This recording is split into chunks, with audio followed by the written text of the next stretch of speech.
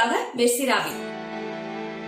சரியா 1978 ஆகஸ்ட் 27 அன்னைக்கு காலை 10 மணி அளவுல மதன் மோகன் சோப்ராங்கிறவரு டெல்லி போலீஸ் ஸ்டேஷன்ல ஒரு கம்ப்ளைண்ட் கொடுக்கிறாரு. தன்னுடைய 2 பிள்ளைகளையும் காணும்னு சொல்லி. அவருடைய மகள் பேர் கீதா, அவருடைய மகன் பேர் சஞ்சீவ். கீதாக்கு 16 வயசு, சஞ்சீவுக்கு 14 வயசு. இவங்க 2 பேருக்கும் என்ன ஆச்சு? டெல்லி மக்களையே பரபரப்பாக்குன கொலை நடுங்க வச்ச ஒரு உண்மையான கொலை வழக்கு பத்தி தான் நம்ம பார்க்க போறோம். இன்னும் சொல்ல போனா 1978 செய்திகளுடைய தலைப்பு செய்தியா இருந்த ஒரு செய்தியை பத்தி தான் நம்ம பார்க்க போறோம். நான் மெர்சி ராபி. வாங்க வீடியோக்குள்ள போகலாம். டெல்லி தௌலத்வான்ல இந்திய நேவியில வேலை செய்யற ராணுவ குடியிருப்புல குடியிருந்தவர் தான் மிஸ்டர் மதன் மோகன் சோப்ரா. இவருடைய குழந்தைகள் தான் கீதா, சஞ்சீவ். கரெக்டா 1978 ஆகஸ்ட் 26 அன்னைக்கு ஆல் இந்தியா ரேடியோ ப்ரோக்ராம்ல பார்ட்டிசிபேட் பண்ண போறதாவும் லைவ்ல பேச போறதாவும் சொல்லி கிளம்புன அந்த கீதாவையும் அவருடைய தம்பி சஞ்சீவையும் கடைசியா அவருடைய பெற்றோர் பார்த்தது அந்த நாள் தான். அதுதான் அவங்களுடைய கடைசி நாள். அதுக்கப்புறம் அந்த குழந்தைகளுக்கு என்ன ஆச்சு, அவங்கள யாரு கொலை பண்ணாங்க, எப்படி அந்த கொலையாளிகளை கண்டுபிடிச்சாங்க அப்படிங்கறத பத்தி தான் இந்த முழு வீடியோலயே நம்ம பார்க்க போறோம்.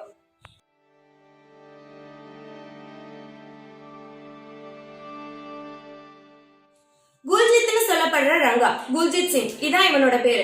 இந்த ரங்கா ராஜ்குமார் அப்படிங்கிற தாதாவுக்கு கீழே வேலை செஞ்சுட்டு இருக்கான். அவனோட மேனேஜர், டிரைவர் எல்லாமே இந்த ரங்கா தான். அப்படிப்பட்ட இந்த ரங்கா அங்க இருக்கிறவங்க கூட சேர்ந்து கடத்தல் தொழில்களில் ஈடுபடுறான். அவங்களுக்குள்ள ஏற்பட்ட மிஸ் அண்டர்ஸ்டாண்டிங்னால சாம் சிங் அப்படிங்கிற ஒருத்தர் கிட்ட ரங்கா வேலைக்கு சேர்றான். அந்த சாம்சிங்கால அறிமுகமாறவன் தான் பெங்காலி. பெங்காலி அப்படிங்கறது அவனோட நிஜ பேர் கிடையாது. அவனை எல்லாம் பெங்காலி பில்லான்னு கூப்பிடுவாங்க. அவனோட உண்மையான பேர் ராஜ்பீர் சிங். இந்த ராஜ்பீர் சிங் அப்புறம் குல்ஜித் சிங் இவங்க 2 பேரும் நெருக்கமா பழகுறாங்க. இவங்களுக்குள்ளேயே நட்பு ஏற்படுது.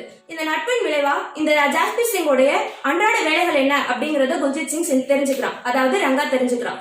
அப்ப ரங்காவுக்கு தெரிய வருது என்னன்னா, பில்லா ஒரு கடத்தல்காரன். கார்களை கடத்துறது மட்டும் அவனோட வேலை இல்ல, குழந்தைகளை கடத்தி அவங்களோட பெற்றோர்கள்ட்ட பணம் பறிக்கிறது அவனோட முக்கியமான வேலையா இருக்கு. இப்படிப்பட்ட நேரத்துலதான் ரங்காக்கு மனம் ஒப்பலனாலும் இந்த வேலைய பில்லாவோட சேர்ந்து செய்யறான். அப்படி அவங்களால கடத்தப்பட்ட ஒரு குழந்தைய ரங்கா கில்ட்டி கான்சியஸ்னால அந்த குழந்தைய அவங்க பேரண்ட்ஸ் கிட்டயே ஒப்படைச்சிடறான். இதை தெரிஞ்சுக்கிட்ட சாம் ரொம்ப கோவப்படுறான். ஆனா அந்த குழந்தையினால சாம் சிங் அரெஸ்ட் ஆகப்படுறான். எங்க நம்மளும் மாட்டிப்போமோ அப்படிங்கிற பயத்துல ரங்காவும் பில்லாவும் டெல்லிக்கு வராங்க. அப்படி டெல்லிக்கு வந்தவங்க அவங்களுக்கு ஜிகல் அப்படிங்கிற ஒரு ஃப்ரெண்ட் கிடைக்கிறான். அவன் மூலியமா நிறைய குற்ற சம்பவங்களை ஈடுபடுறாங்க. பொய் பேர்கள்ல லாட்ஜ்ல தங்குறாங்க. இதுதான் அவங்களுடைய டெய்லி நடைமுறையா இருந்துட்டு இருக்கு. அப்பதான் ஒரு எல்லோ ஃபேட் கார் அவங்களால கடத்தப்படுது. அந்த கார் ஒரு மண்டபத்துக்கிட்ட இருந்து எடுத்ததா பின்னாட்கள்ல அவங்க சொல்லியிருக்காங்க. அப்படி கிடைச்ச அந்த கார் மூலியமா யாராவது கிடைப்பாங்களா, குழந்தைகளை கடத்தலாமா, வேற ஏதாவது குற்ற சம்பவங்கள் செய்யலாமா அப்படின்னு அவங்க யோசிச்சுட்டு இருந்த நேரத்துலதான் நம்மளோட கீதாவையும் சஞ்சீவையும் பாக்குறாங்க. அவங்க லிஃப்ட் கேட்டிருக்காங்க. இத பின்னாட்கள்ல போலீஸ் கன்ஃபார்ம் பண்ணிருக்காங்க. ஏன்னா யாதவ் அப்படிங்கிற ஒருத்தர் கிட்டதான் முதல்ல அவங்க லிஃப்ட் கேட்டு வண்டியில போயிருக்காங்க. அப்படி போயிட்டு இருக்கும்போது அவரு ஆல் இந்தியா ரேடியோ போற வழியில போக முடியாததால ஒரு மண்டபத்துக்கிட்ட இறக்கி விட்டுருக்காரு. அந்த மண்டபம் அசோக மண்டபம் அப்படிங்கிற அந்த மண்டபத்துக்கிட்ட இறக்கி விட்டுருக்காரு. அந்த யோகா சத்திரத்துக்கு நேரா தான் அந்த எல்லோ கலர் ஃபேட் கார்ல இந்த குழந்தைங்க ஏறதையும் கவனிச்சிருக்காங்க. அந்த குழந்தைங்க கொஞ்ச நேரத்திலே கண்டுபிடிச்சிடறாங்க, நம்ம போய்கிட்டு இருக்கிறது ஒரு கடத்தல்காரனோட அப்படிங்கறத தெரிஞ்சுக்கிட்ட அந்த குழந்தைங்க அவங்க கிட்ட இருந்து எஸ்கேப் ஆக எவ்வளவோ ட்ரை பண்றாங்க. ஃபைனலா அட்டாக்கும் பண்றாங்க. ஆனாலும் அந்த குழந்தைங்களால அவங்க கிட்ட இருந்து அவ்வளவு ஈஸியா எஸ்கேப் ஆக முடியல. இந்த கடத்தல்காரங்க கிட்ட அந்த குழந்தைங்க படுற பாட இந்திரஜித் சிங் அப்படிங்கிறவரு ஒரு சிக்னல்ல கவனிக்கிறாரு. அதுக்கப்புறம் கண்ட்ரோல் ரூமுக்கு அவர் சொல்றாரு. ஆனாலும் அவங்க கிட்ட இருந்து எஸ்கேப் ஆற அந்த கார்ல இருந்த கொலையாளிங்க அந்த குழந்தைங்களை அந்த டெல்லியோட அவுட்டர் பார்க்கு கூட்டு போயிடுறாங்க. அப்படி கூட்டிட்டு போய் அந்த குழந்தைங்களை மிரட்டுறாங்க. என்ன சொல்றாங்கன்னா, நீங்க நாங்க சொல்றதுக்கு ஒத்து பணம் பறிக்கிறதுக்கு எங்களுக்கு ஹெல்ப் பண்ணீங்கன்னா உங்களை நாங்க விட்டுறோம் அப்படின்னு சொல்றாங்க. இந்த குழந்தைங்களும் அவங்கள நம்புறாங்க. அப்ப சஞ்சீவ ரங்கா ஒரு புதற்குள்ள கூட்டிட்டு போயிடுறான். பில்லா கீதாவை கூட்டிக்கிட்டு ரோட்டோரத்துக்கு போய் அங்க வர கார்களை மறைச்சு கீதா மூலியமா கார்களை மறைக்கிறது மூலியமா அங்க இருந்த ஆட்கள் வெளில வருவாங்க. அவங்க கிட்ட கத்தியை காமிச்சு பணம் பறிக்கலாம் அப்படிங்கிறது தான் இவங்களோட திட்டமா இருக்கு. இப்படிப்பட்ட நேரத்துலதான் அவங்க எதிர்பார்த்த மாதிரியே ஒரு கார் வருது. அந்த கார் வரும்போது கீதா வச்சு மறைக்க வைக்கிறாங்க. துரதிருஷ்டவசமா அந்த கார்ல இருந்து அவங்க எஸ்கேப் ஆகிடுறாங்க. சோ கீதா மேல முழு கோபமும் பில்லாவுக்கு திரும்புது. இதே நேரத்துல ரங்கா கிட்ட மாட்டிக்கிட்டு இருக்க சஞ்சு எஸ்கேப் ஆக ட்ரை பண்றான். அதை தெரிஞ்சுக்கிட்ட ரங்கா அவங்க கிட்ட இருக்கிற ஒரு கூர்மையான வாளை சஞ்சுவை அட்டாக் பண்றான். சஞ்சுவுக்கு இதனால காயம் ஏற்படுது, ஆனா அது தோல்ல தான் ஏற்படுது. அப்பதான் பில்லா அதை கவனிச்சு சஞ்சுவை கொலை பண்ணிடலாம்னு முடிவுக்கு வராங்க. இதுக்கு மேல சஞ்சுவை விட்டா எப்படியும் அவன் எஸ்கேப் ஆகி போறேன்னு சொல்லி நம்மளையும் மாட்டி விட்டுருவான், கொலை பண்ணிடணும் அப்படிங்கிற மோட்டோல அவங்க 2 பேரும் சேர்ந்து கிட்டத்தட்ட 10 நிமிஷம் 20 காயங்களை அந்த குழந்தையோட உடம்புல ஏற்படுத்துறாங்க. இது மூலியமா சஞ்சய் அந்த இடத்துல பரிதாபமா உயிரிழக்கிறான். அதுக்கப்புறம் கீதாவை பார்க்கலாம் அப்படின்னு போகும்போதுதான் அந்த எல்லோ ஃபேட் கார்ல கீதாவை மயக்க நிலையில பில்லா வச்சிருக்கிறத ரங்கா கவனிக்கிறான். அதுக்கப்புறம் கீதாவை 2 பேருமே சேர்ந்து அபியூஸ் பண்றாங்க. அப்படி அபியூஸ் பண்ற ஒரு கட்டத்துல கீதாவை முழிச்சு பாக்குறா. அப்பதான் அவளுக்கு தெரியுது தனக்கு என்ன நடக்குது அப்படின்னு. அதனால அவங்க கிட்ட இருந்து எஸ்கேப் ஆகணும்னு சொல்லி ரங்காவோட இடுப்புல இருக்கிற கூர்மையான வாளை எடுத்து அவங்களே அட்டாக் பண்ணிட்டு கீதா அவங்க கிட்ட இருந்து தப்பிக்க போராடுறான். அப்படி போராட்டத்தோட விளைவா தப்பிச்சு போகிறா. ஒரு கட்டத்துல தன்னோட உடம்புல ஆடைகள் இல்லங்கிறத தெரிஞ்சு கீதா அந்த இடத்துல ஸ்டாப் ஆகுறா. அதை யூஸ் பண்ணிக்கிட்ட பில்லாவும் ரங்காவும் உன்னோட தம்பியை கொன்னுடுவோன்னு மிரட்டி அவளை திருப்பி கூட்டிட்டு வராங்க. அப்படி கூட்டிட்டு வந்து அவனோட பணத்தை தான் அவகிட்ட காட்டுறாங்க. அதை பார்த்த கீதா அங்கேயே நொந்து போறா. அந்த நேரத்திலேயே அவளையும் கருத்தறுத்து கொலை பண்ணிடுறாங்க. இப்படி 2 குழந்தைகளையும் கொலை பண்ணிட்டு அவனுங்க அந்த இடத்தை விட்டே தப்பிச்சு போறாங்க.